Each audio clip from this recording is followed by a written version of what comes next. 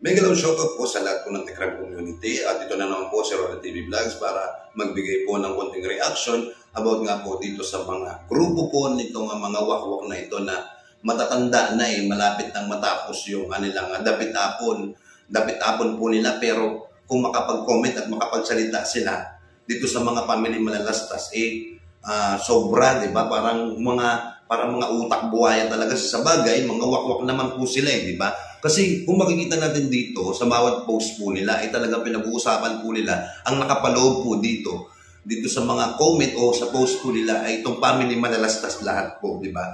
Dito sa mga comment po nila talagang nandun po yung pang-alipusta, kumbaga yung mga sinasabi nila kay Tatay Tekram, kay Tek Oren, kay Nanay Jack, kay Tek June, nandun lahat nakapaloob, nandun po lahat yung mga gusto po nilang sirain o pabagsakin at inalipusta po nila. At ito nga po, di ba dito nga po sa post nitong Cesar Garcia na ang sinabi niya nga daw po sa kanyang comment doon ay makikita nyo, sa bagay makikita nyo naman po yung comment po ni Cesar Garcia na yan dito po sa video na ito. So ito po yung nabasa ko doon sa comment niya po na yon. Ang sabi niya po dito, Oren, dapat alagaan mo na lang ang iyong anak. Meron ka pa namang anak na special child. Hindi mo po ba alam, Cesar Garcia, yung sinasabi mong special child, yan po ay biyaya at yan po ay swerteng bata. Diba nga? Kaya nga po tingnan nyo ang pamumuhay ni Tek Oren, diba? Kahit nasabihin natin na meron po siyang anak ay special child, mga special child po ay biyaya po ng Diyos yan. Binigay po yan, yung special child na yan kay Tek Oren upang pagyamanin o palawakin niya po yung kanyang pagmamahal sa kanyang anak. Kaya nga po binigay ng Diyos sa kanya yan para sobrang niya po at lumos-lumos po yung pagmamahal na binibigay niya dito. Diba? Hindi niya po dapat ikahiya yung kanyang nagkaroon po siya ng isang special child. Dahil po dito, titignan niyo po ang dami pong mga artista na may mga anak na special child. Halimbawa na lang po natin, disclaimer po sa mga artista na babanggit po natin dito sa ating video na to. Kagaya na lang po ni Katrina Alili, di ba po? Si Candy Pangilinan, si Jeneline Mercado, si Gladys Reyes, di ba po? Yan po ay biyaya po yan. Kumbaga, nagpapasalamat pa nga po sila na meron silang special child na anak. Tapos kung makabanggit ka sa Cesar Garcia, kumbaga parang dito naturingan ka na sa bagay, siguro wala kang pinag-aralan, di ba? Tapos kung makapagsabi ka kay Tek Oren na ganun, akala mo, ang lapit-lapit na ng malapit na yung dapit hapon mo, di ba?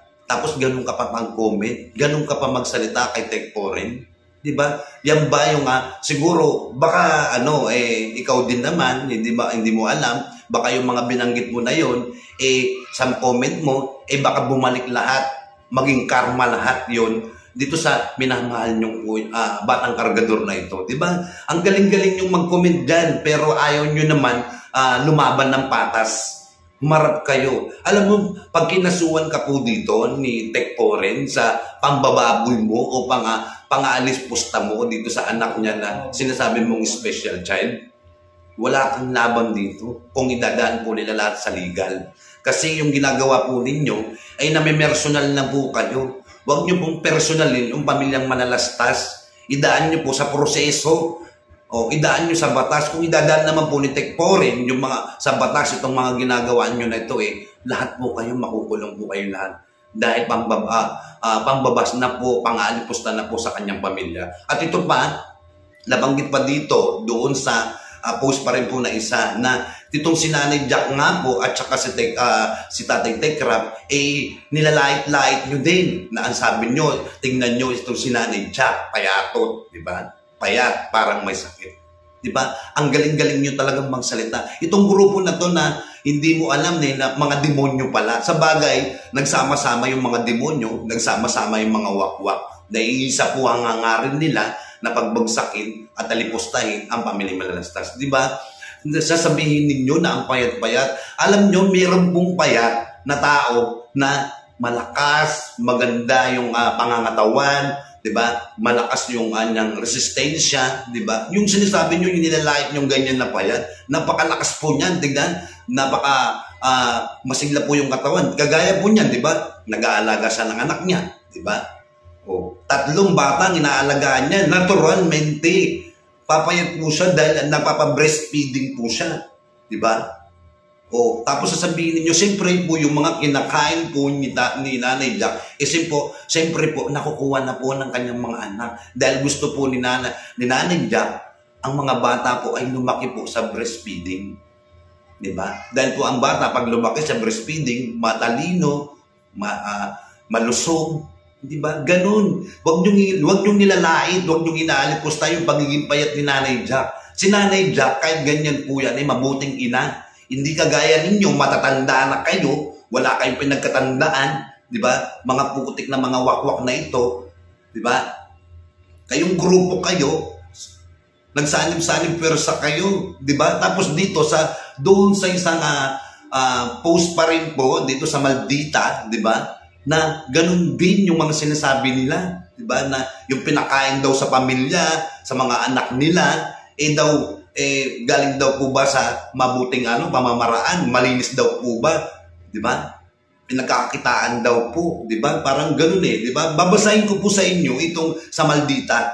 To, pasensya na po kayo kung Maldita ako, sabi niya po dito, admin, sabi niya. Para sa mga taong kumita dahil na sa paninira ninyo sa bata, perang ibinili ninyo ng food at ipakain ninyo sa mga anak, sa mga musmos ninyong anak, na walang kamalay-malay kung saan galing ang pinambiling food nila. Pinakain ninyo sa kanila, masaya na kayo, na now legit ba ang saya ninyo? Pinakain ninyo sa mga anak ninyo ang perang kinita ninyo dahil sa paninira ng buhay ng isang bata din tulad nila. Sa tingin ninyo, ikalulusog ng mga anak ninyo ang food na inahin ninyo sa kanilang kawawang mga anak ninyo. Wala silang kamalay-malay na habang kumakain sila ng food sa hinahin ninyo, may isang bata muna kayong dinurog at sinira na ang reputasyon. Bago ninyo nabili ang food nila na nakahahin sa sosad, sa tingin ninyo ano ang magiging epekto sa health ng sarili ninyong anak at laman at dugo ninyo kumakain ng masarap habang may isang batang gumagapang sa sakit at hirap ng kalooban dahil sa ginawa ninyong pagdurog. Legit na ba ang saya ninyo? Manalastas family, God bless all. Alam ninyo, yung sinasabi po ninyo na legit meron po silang dinurog, hindi po nila dinurog. Kayo po mismo ang dumurog sa pagkatao ng batang kargador na yan. Kayo din po ang gumawa kung bakit po siya nadudurog, di ba? Kayo rin po ang lahat ng may kagagawan kung bakit po nawala po yung batang kargador na to sa piling po ng mga manalastas. Dahil sa madilim nyo, sa mahitim nyong balak, sa kasamaan na ginawa ninyo, nawala po sa pangangalaga nila itong batang kargador na ito. Di ba?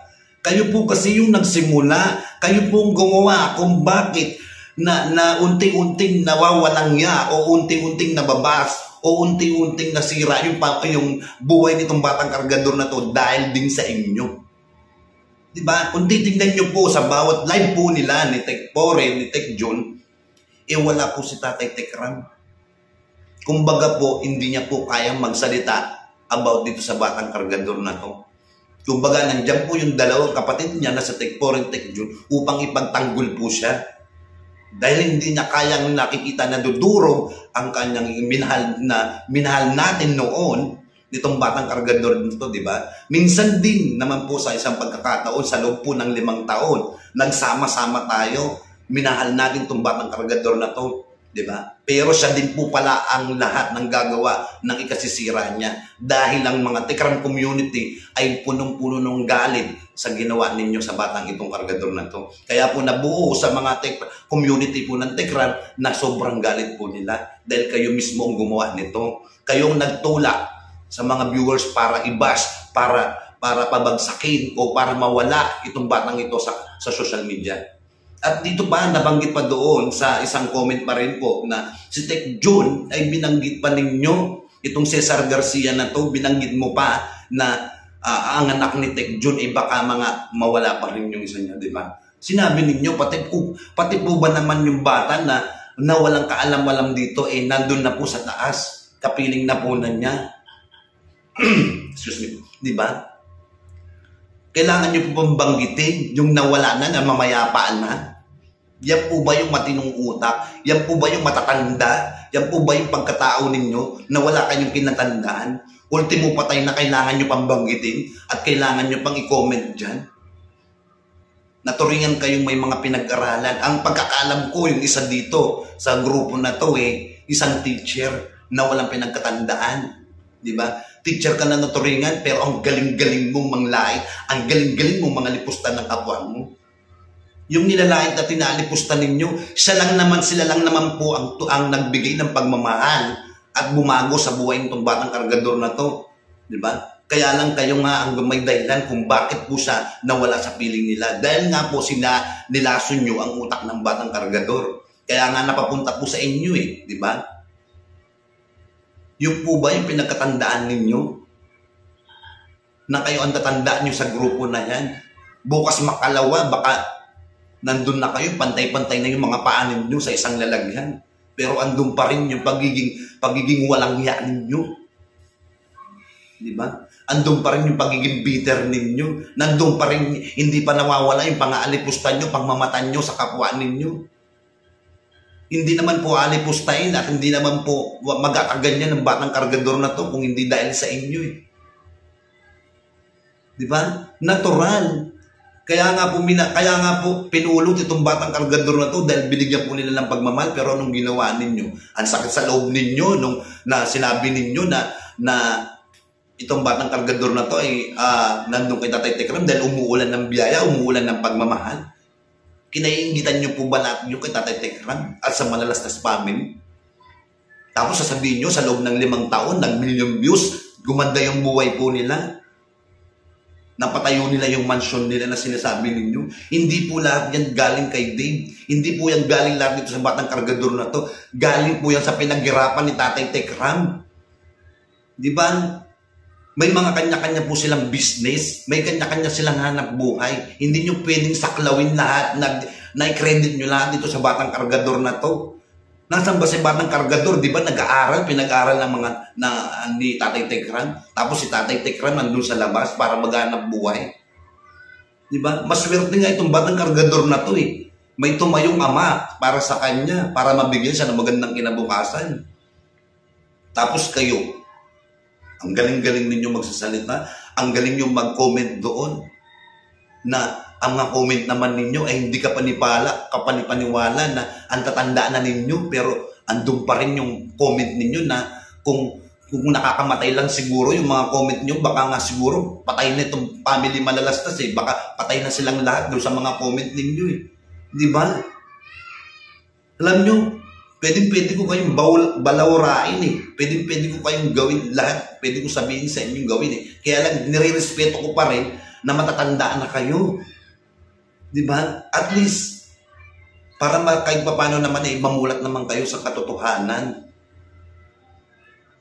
Yung dinidepensahan po na ninyo yan, hindi naman po pagdating ng araw, kakalingain kayong lahat din Aakain kayo ng batang ngayon. Wala pong aakay sa inyo, kundi yung mga kamag-anak din nyo rin. At mga anak ninyo, pamangkin ninyo. Di ba? Wala po ba kayong mga anak? Wala po ba kayong mga apo? Wala po ba kayong mga pamangkin? Doon na lang po di ba? Siguro naman pinalaki kayo ng mga magulang ninyo na may matinong pag-iisip. Pinag-aral kayo para maging edukado. Hindi kayo pinag-aral para maging walang hiya. Di ba? Guys, dito sa video po, dito po sa mga sinasabi ko po na ito, makikita niyo po lahat ito, itong mga binabanggit ko po na ito, nakapaloob po dito sa video na ito, panoorin niyo po lahat po ng mga comment po nila na hinimay-himay po natin. Di alam kung hihimay-himay, iisa-isahin ko po, hindi na tayo matatapos. Di ba? Kayo na pong bala magbigay ng komento o reaksyon niyo po dito sa mga taong mga utak talangka, utak mga buhaya. Diba? Lalong-lalo na tong Cesar Garcia na to, na walang pinagkatandaan, lahat na lang, dinamay na lang lahat. Ultimo ang special child ni Tekporen, kailangan mo pang idamay. Alam mo, kung ako talaga, totoo lang dito, kung ako lang si Tekporen, kakasuhan kita Hindi dapat. Kasi dapat sa issue lang tayo. Hindi nyo dapat namin personal, hindi kayo namin personal ng buhay po ng manalastas. Hindi naman sila dinadamay, pamilya na. Labas na po sila dito sa issue na ito. Kung pamilya mo, hindi dinadamay. Kung pamilya po ninyo, hindi dinadamay, pero ang pamilya po ng malalastas, dinamay nyo lahat. Kulang na lang pati si Nanay Inda at si Tatay Mio. Di ba? Si Lolo ni Lolo po, tatay po ng malalastas. Di ba? Wala pong binanggit ang Manalastas family against sa pamilya po ninyo, pero kayo, lahat po kayo, inalipusta nyo yung pagkatao nila. Di ba? Dahil sa pagsuporta ninyo sa Batang Kargador, na walang utang na loob, na walang iya. Sa bagay, isa lahat naman ang ugali ninyo, mga walang iya kayong lahat eh. Di ba? Hindi nyo kailangan balawrain at hindi nyo kailangan husgahan at hindi nyo kailangan ibas ang pamilya Manalastas. Di ba? So yan guys, ito na lang po ang masasabi ko dito sa ating video kasi dahil po dito marami na po tayong nabanggit na mga issue po nila, di ba? Itong mga wakwak na ito na alam po natin na patuloy pa rin sa kanilang pinaglalaban dito sa Batang Kargador na ito. Yan, sa mga gusto po magbigay ng opinion, nandiyan po yung ating comment section sa baba. Pwede nyo pong i-comment yung mga saloobin ninyo o opinion po ninyo. So yan guys, maraming salamat po and God bless po sa inyong lahat.